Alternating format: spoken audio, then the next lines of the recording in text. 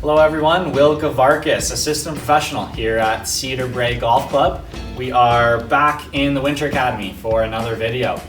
Today we are going to focus on a little exercise, and it is going to improve the sequencing as well as the rotation in your golf swing. So to start here, we can grab our club if we have them at home. Any other object similar to that will do.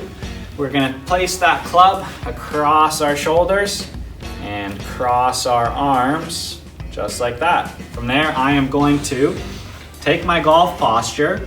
Now there's a few variations of this exercise.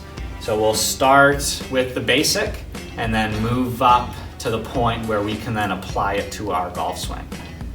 So to start, I'm going to work on the rotation I have, really try and get some flexibility, warm up everything. So I'm gonna take that stance, I'm gonna get into my golf posture, and I'm gonna try and keep as steady of a lower body as possible.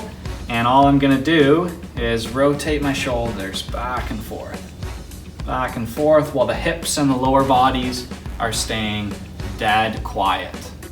So what we're doing here is we're actually creating separation from our lower and upper bodies. If you see your professional golfers on TV, the difference between where their hips and where their shoulders are during that important sequencing transition in the golf swing, it's quite impressive. So definitely something I know all of us can work on out there. Now our next move, we're gonna add on to what we just did. I'm going to get into my stance, my posture again. I'm going to keep a steady lower body, move my shoulders back. Now from there, I'm gonna actually try and add more separation. So my shoulders went back, and I'm gonna try my best to move my hips forward. And we're gonna release, go back to our center position. Lower body stays square, shoulders turn back, and separate with the hips forward. So we can do a few of those. Again, it might start to work the obliques, the core for you a bit. Never want to stress any muscles, any flexibility. We're all different out there in terms of our exercise and where we are with a drill like this. So do it to get a nice strain, but nothing over the top. Now our last move here is we're going to kind of put the two together. I am going to actually allow my lower body to rotate now, like I would in a normal golf swing. My lower body, my shoulders rotate.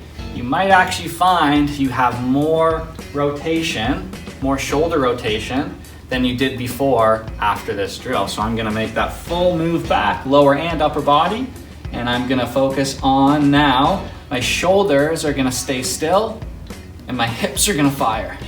So I'm in that full back position. My hips fire again, and we can keep doing that move. That is gonna be the one that we can translate to the golf swing, right?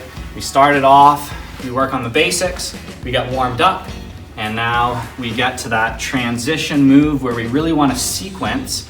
And what I mean by that is I wanna start with my lower body, start with those big muscles. It's the hips that fire first.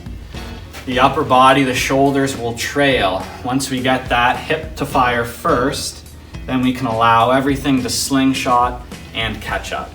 So we should be able to see more rotation, more speed in the golf swing, and hopefully lower numbers once we get out on the golf course. I am now going to show a quick demo and really over-exaggerate this move so you can see it at home. I'm gonna line up to my ball how I normally would. My backswing, I'm just gonna focus on that big turn, right? Create that big shoulder turn like we were working on in the first stage of the drill. Second part is gonna be that sequencing, that transition. Once I make that big turn, I'm gonna force myself to move the lower body first, right? Create that separation between upper and lower, and then allow everything to catch up with speed by the time we get to impact. So I'm gonna exaggerate this one so you can all see it at home.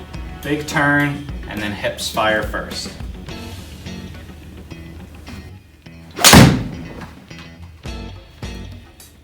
All right, everyone, that was the Exercise for today here at the Winter Academy at Cedar Brae.